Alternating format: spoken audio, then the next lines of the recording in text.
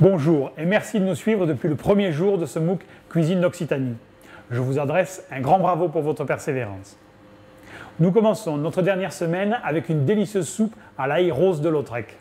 Dans ce plus beau village de France, Tarnais, en plein pays de Cocagne, la tradition a fait d'un rustique aromate un emblème, un concours et une fête renommée. On y sert aux visiteurs un délicieux breuvage chaud à base de bouillon de volaille parfumé à l'ail rose bien sûr.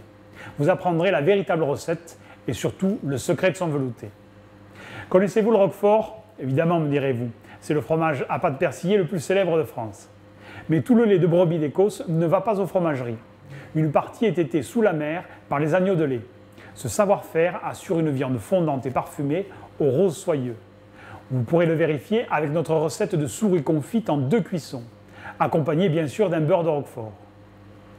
Et pour que toute l'Aveyron rentre dans l'assiette, nous ferons filer la tonne fraîche avec une recette traditionnelle d'aligot. Notre second plat ne fera pas une étape bien éloignée dans notre voyage culinaire. Nous irons juste à côté, en Lozère. Le Gévaudan est un pays de forêt habité par les fées, de terribles créatures et d'aventures ablésiennes. Gargantua, d'après la légende, y combattit la fringale en se faisant servir notre troisième recette, la pouteille du Gévaudan. C'est une savoureuse daube dans laquelle viande et pommes de terre ont longuement mijoté dans une sauce au vin rouge. Vous verrez, c'est un vrai plat de géant. Côté douceur, vous apprendrez à réaliser la crème catalane dans sa recette la plus authentique. Ce dessert sent bon le lait la ferme et les œufs frais du poulailler. Mais les Catalans sont autant des terriens que des marins. Cette crème légère fleure bon les voyages au long cours et la route des épices. Anis d'Égypte, fécule de maïs des Amériques, cannelle de Ceylan et agrumes de Chine.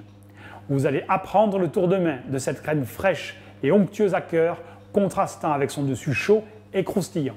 Et pour notre chef de la semaine, Pascal Bardet nous accueillera dans son restaurant Le Gindreau, 2 étoiles Michelin à Saint-Médard dans le Lot. Cet ancien chef du Louis XV à Monaco nous préparera une savoureuse aisselle d'agneau farcie au vert, accompagnée de son jus et de sa galette d'herbe. N'oubliez pas de partager vos expériences sur le forum, en échangeant avec la communauté et en déposant, si vous le souhaitez, les photos de vos réalisations. Et bien sûr, n'oubliez pas de participer à notre défi en proposant à la communauté votre recette fusion de la région Occitanie.